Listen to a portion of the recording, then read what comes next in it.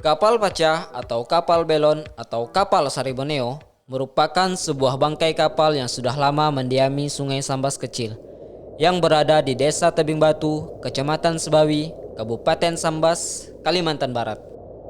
Menurut cerita setempat, dahulunya bangkai kapal tersebut merupakan kapal milik Belanda yang dipimpin oleh seorang kapten yang teramat sombong.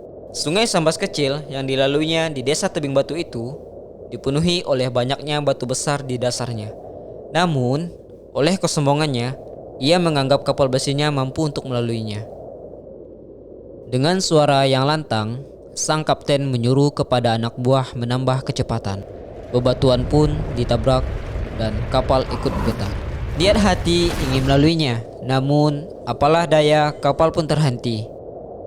Lambung kapal pecah, air mulai merambak masuk, kapal pun mulai sedikit tenggelam. Dengan hati yang penuh sesal, sang kapten melompat keluar kapal dan menyelamatkan dirinya ke tepian bersama anak buahnya. Tak sampai di situ, bala yang menimpa mereka, kutukan pun jatuh atas kesombongan sang kapten yang membuat mereka berubah menjadi kera, berbulu merah, berhidung besar, dan bermata biru. Biasanya disebut pikah atau bekantan. Dan itu kisah rakyatnya, dan masih ada kisah lainnya. Namun, sulit untuk menyimpulkan akan kebenarannya. Satu-satunya sumber yang mendekati tentang sejarah kapal tersebut diambil dari koran Belanda yang terbit pada 3 Januari 1857 di Surabaya, yang mengatakan kapal tersebut merupakan milik Hindia Belanda yang bernama Stormship Borneo atau SS Borneo. Dalam kronologis tenggelamnya, ditulis bahwa SS Borneo yang berdermaga di Pontianak melakukan patroli rutin di kawasan pantai barat dan Sungai Sambas. Hal ini dimaksudkan untuk melakukan pengamanan jalur perdagangan dari gangguan bajak laut dengan membawa 75 pasukan dan 40 penumpang sipil.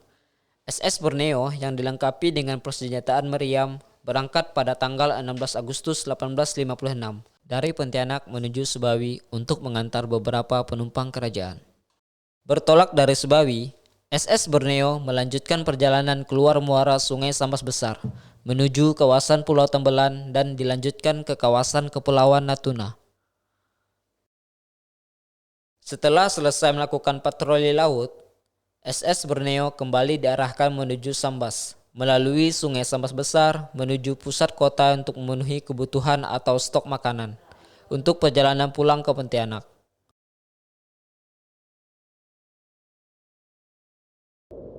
Tepat pada 9 September, kapal mengalami kemalangan saat melewati rute yang sempit dan berbahaya karena banyaknya bebatuan besar di tengah Sungai Sambas kecil.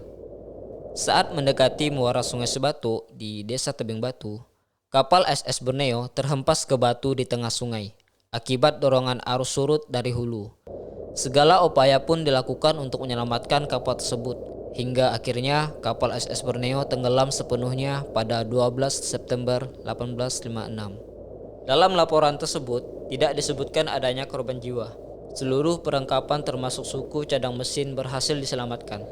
Dengan demikian, penjelasan ini lebih mendekati atas bangkai kapal yang berada di Desa Tebing Batu tersebut. Dari peristiwa tersebut, menjadi penanda akhir dari penjajahan sebuah kapal perang perkasa milik Hindia Belanda.